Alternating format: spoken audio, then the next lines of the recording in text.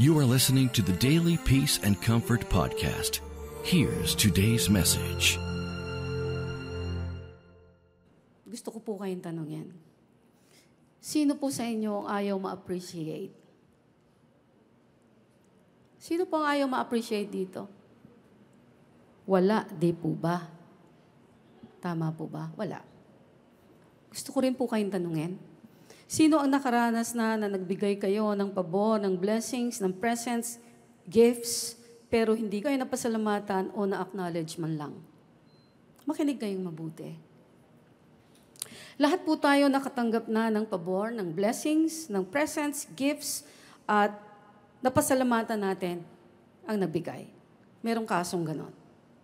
Ang tanong po, sa lahat ba ng natanggap natin, ilan ang nakakaalala at nagpapasalamat sa Diyos ng malalim? Yun yung sinabi ko kanina na after nyo matanggap, kahit simpleng bagay, pagdating po ninyo dun sa prayer closet ninyo, sinasabi nyo sa Panginoon, Lord, grabe ka, parang nakita kita kanina doon sa nagbigay sa akin. Pinapasalamatan nyo kagad, kinikilig kagad kayo. O kahit hindi kayo papasok doon sa prayer closet ninyo, pagtalikod mo palang, Lord, grabe ka, thank you, nagugutom ako, may nagbigay sa akin isang pandesal. Ikaw yun, Lord. Mindful ka sa akin, thank you, Lord.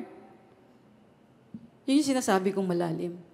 O tandaan po ninyo ito, ang malalim na pasasalamat, hindi madaling makalimot. Kaya hindi rin sila nakakalimutan ng Diyos.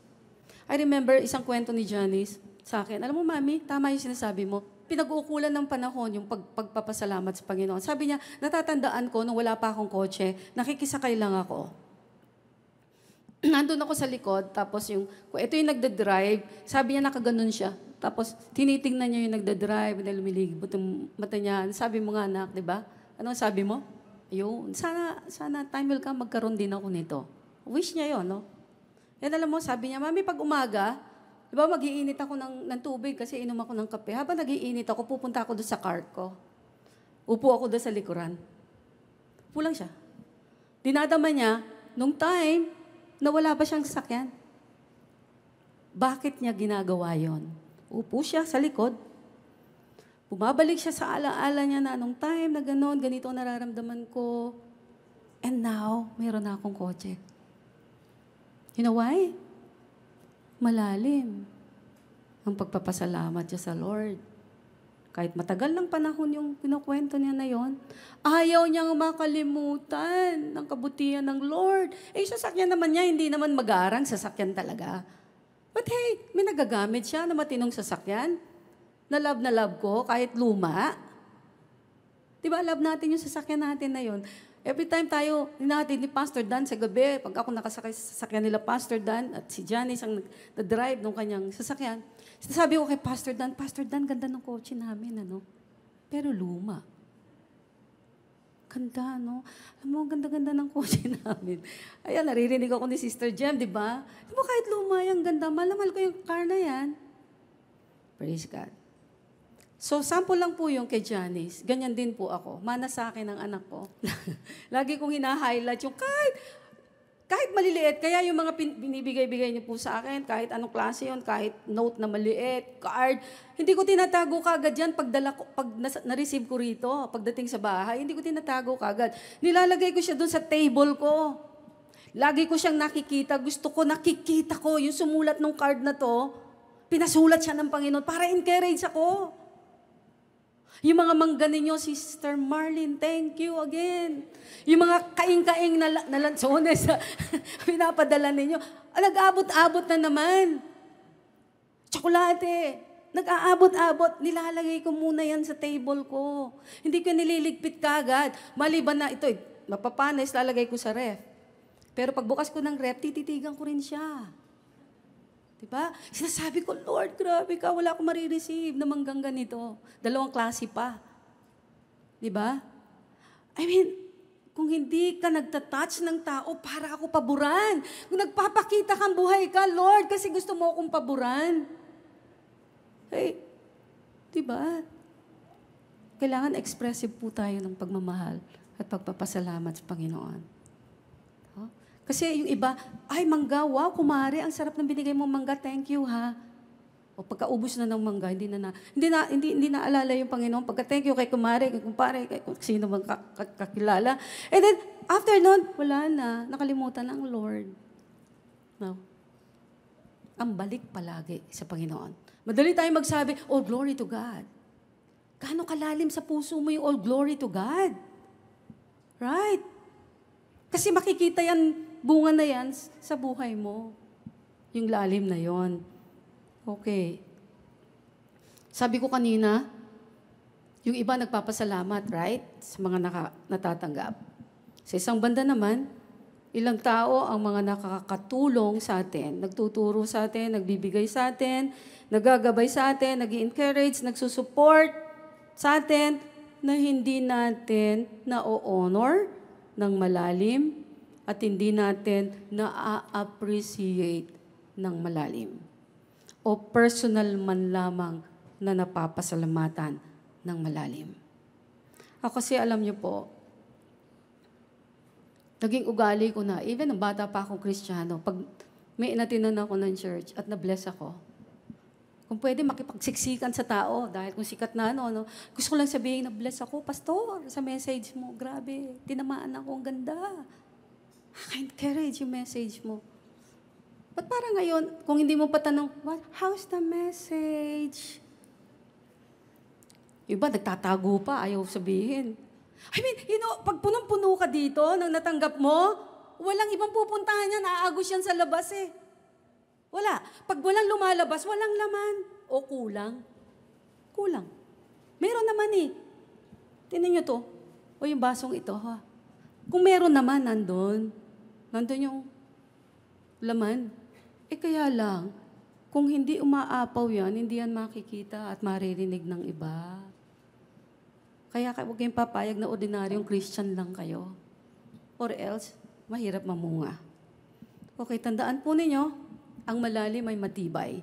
Ang matibay ay tumatagal. Meaning, pag matibay kayo magpasalamat, kasi tagus ito sa Panginoon, ang appreciation ninyo po, tumatagal. Tumatagal yung pag-honor ninyo doon sa mga tao. Tumatagal yung pag-honor ninyo sa Panginoon. Okay. At itong maganda na pinakita ng Lord. At tumatagal din ang mga relasyon. Ito, maganda itong revelation ng Lord. Alam niyo po ba na ang appreciation nakakatagal ng malalim na relasyon? Tama po ba? Malalim na relasyon maging sa tao o sa Diyos. Sabi ko, tama Lord. Tama ito. Na ang appreciation, napakalaga sa relasyon. Para lumalim ang relasyon, kailangan may appreciation. Tama.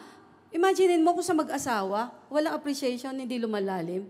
Yung asawang babae, lagi nasa bahay, siya nagluluto, naglalaba, lahat, etc.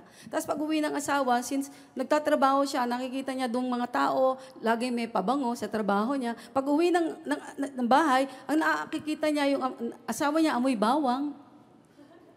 Right. Amoy kitchen. Pipintasan pa. Ligo nga, hindi mo na. Diba? Yun lang ang nakita yung itsura tsaka amoy, pero yung ginawa maghapon, hindi na-appreciate. You see, kung everyday ginagawa niya sa asawa niya yun, hindi niya ina-appreciate, at papalitan niya pa yung asawa niya, doon sa hindi nagluluto para sa anak niya, at nag-aalaga para sa anak niya, magkakalamat ang relasyon. Right? Pag hindi na-appreciate ang ginagawa ng isang tao, sigurado ako, magkakaroon ng lamat ang relasyon. Pag paulit na ginagawa yan, tagaputol ka ng relasyon. Tama po ba? Napuputol. Ganyan kahalaga yung appreciation and thanksgiving. Oh? So, tandaan po ninyo yan. Grabe to. Mura lang po ang appreciation. Hindi ka kailangang magbayad to appreciate. Sabi ko, Lord, bakit ang mga tao hindi appreciative? Marami. Hirap mag-say ng sorry. Alam nang may maling ginawa. Ang sorry nila sa loob lang. Hirap mag-thank you. Why, Lord? Bakit? Bakit ganun? Ganun din sila sa akin eh. Tanda mo yan, sabi ng Lord, kung anong ugali ng tao sa kapwa-tao niya, anong man nakikita mo yun, reflection niya ng ugali nila sa akin. Kasi tinuruan po tayo ng ugaling Diyos. Ang ugaling Diyos, mindful. Lagi tayo naalala. Right? Lagi may encouragement sa atin kahit nagkakasala tayo. Right? So, kaya sa lahat ng oras, gusto ng Panginoon, nagpapasalamat tayo. Or else, sabi nga niya, sa bawat pag-withhold, again, sa bawat pag-withhold natin ng appreciation, nagsisilbi rin itong lamat sa bawat relasyon. Tingnan po ninyo ang bunga ng malalim naman na pag-honor, pag-appreciate, at pagpapasalamat. Bibigyan ko po kayo ng perfect example dito sa sinasabi ko na biblical. Ito po ay story ni David and Jonathan sa 1 and 2 Samuel. Alam niyo po, si Jonathan ay anak ni King Saul. Isa siyang hari ng Israel. So si King Saul ay sobrang insecure kay David.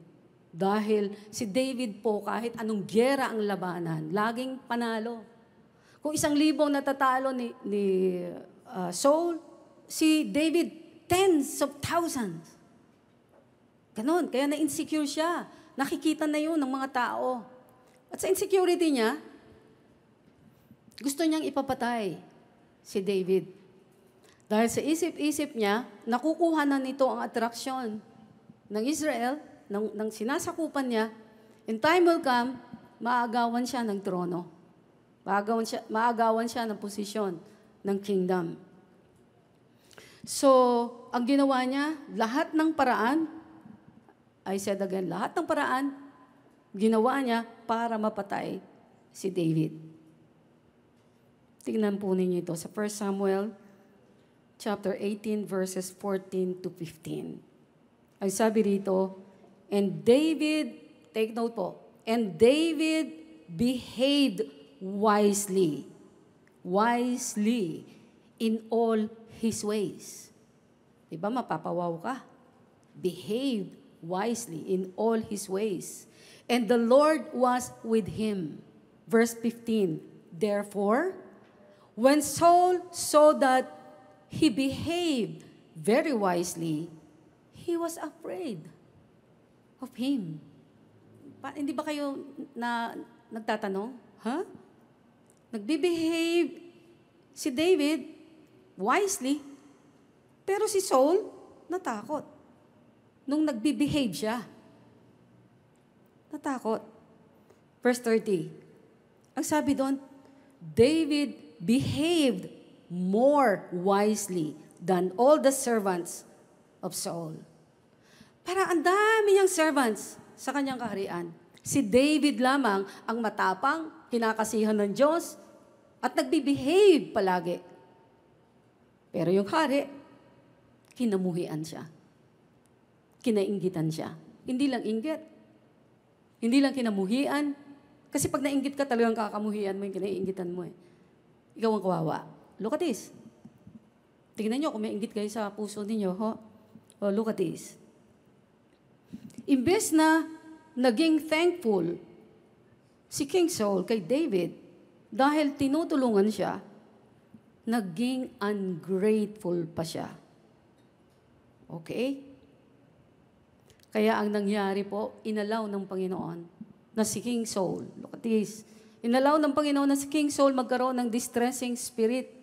Ano ba yung distressing spirit? Yung para kang tinotorment, lagi kang binibigyan ng lungkot, ng pain, ng anxiety, lahat ng bigat na hindi mo naman maintindihan, bakit ganito kabigat ang nararamdaman ko?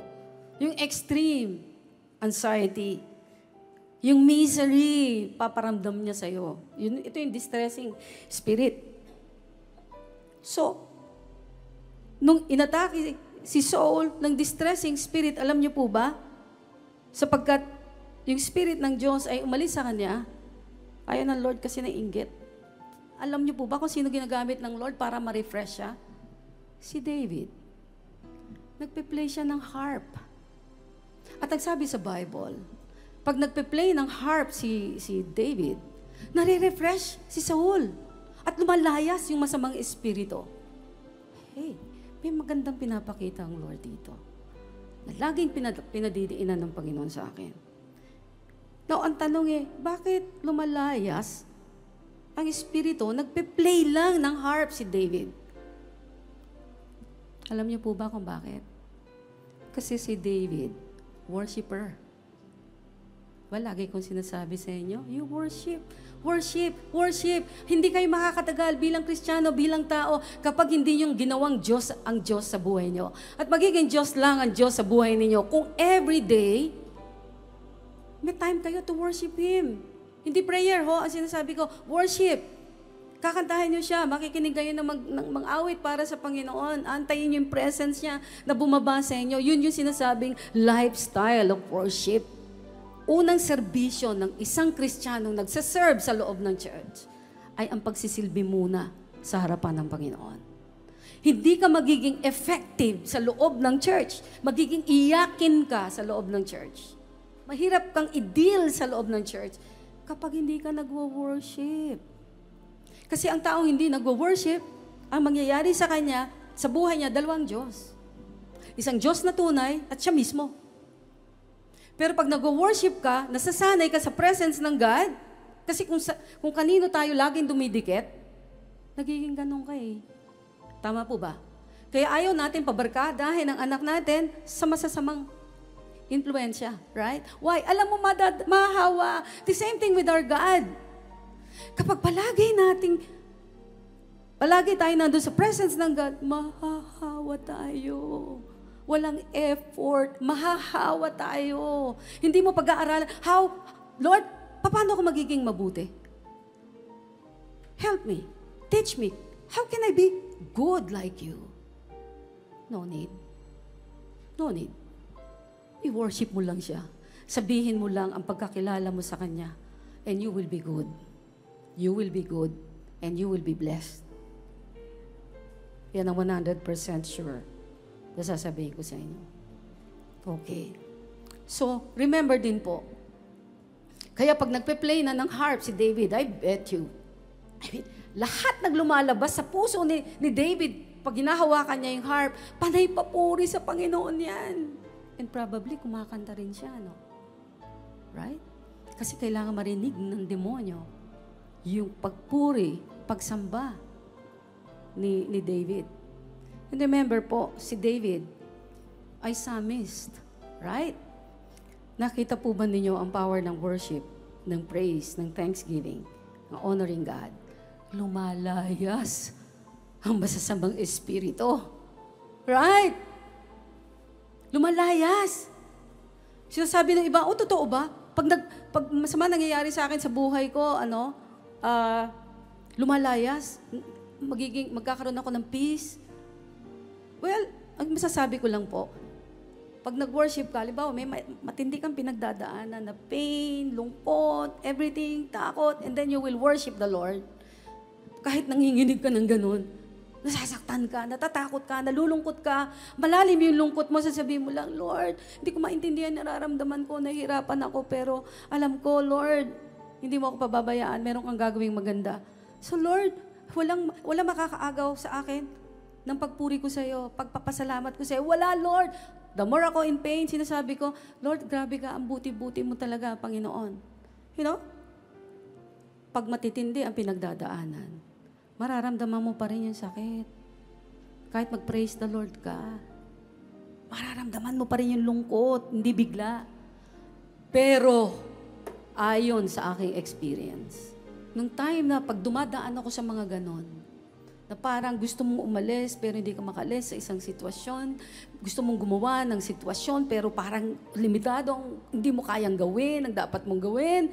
And then you will praise the Lord and thank the Lord and worship the Lord. Wala pa rin. Ilang days, ilang weeks, months na, wala pa rin. Ano ginagawa ko? Nagpupuri pa rin ako. Sinasabi ko pa rin, ang galing-galing mo, Lord, ang ganda-ganda mo, Panginoon, napakabuti mo talaga, Lord.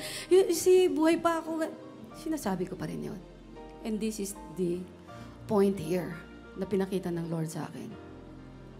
Sa mga time na dumadaan kayo ng lungkot, everything, habang nagpupuri kayo sa Panginoon, nagkakaroon po pala tayo ng strength. Strength. Strength. Kaya ang nangyayari, yung strength na yon, kailangan natin pag dumadaan tayo ng matitinding trial sa life natin. You know why? Without that strength, magugupo tayo. Kaya ang worshiper po at ang mapagpasalamat sa Panginoon kapag may mga trials, ang nangyayari after nung, minsan nga habang nasa trials, nandun na yung proseso, paano siya akyat. Habang andyan yung malakas na wind, nagsosoar ka naman like eagle. Kumbaga, yung malakas na wind ng trial sa life mo, ginagamit mo para ka makasoar high like an eagle. Thank you for listening to the Daily Peace and Comfort podcast.